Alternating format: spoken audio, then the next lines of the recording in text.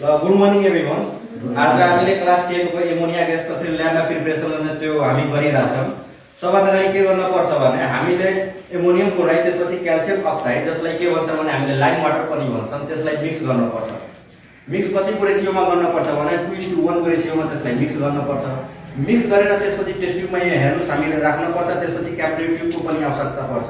त्यसलाई एलको फर्ममा बेन्ड गर्न पर्छ। त्यसपछि हामीले रबरले कि त्यो ग्यास बढ्दाखेरि बाहिर ननिस्कोस् त्यो गर्न पर्छ र माथिबाट अहिले अब हामीसँग सामग्री नभएको कारणले गर्दा हामी यसरी राखिदिएछौं। टेस्ट ट्युब यहाँ राखिदिनु पर्छ।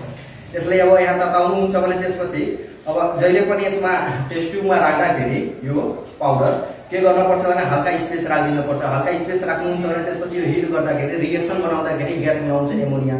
जुन ग्यास बनाउँछ त्यसपछि त्यो यहाँ यो जुन छ तपाईको स्पेस यसमा जम्मा हुन्छ अनि यो क्यापिलरी ट्युबको माध्यमबाट कहाँ आउँछ भने यसमा स्टोर हुन्छ।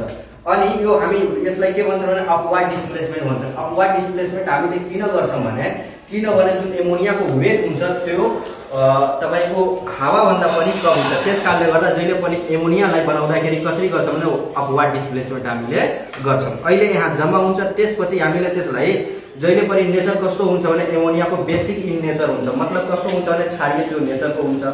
अब यसमा जब तपाईले रेड लिटमस पेपरलाई क्षारीयमा जब डुबाउनुहुन्छ भने त्यो कसमा परिणत गरिदिन्छ भने बिलिङमा परिणत गरिदिन्छ। अहिले हामीले हेर्छौं जम्मा भइहाल्छ त्यसपछि त्यसमा डुबाउँदाखेरि त्यसमा रेड लिटमस पेपरलाई कसमा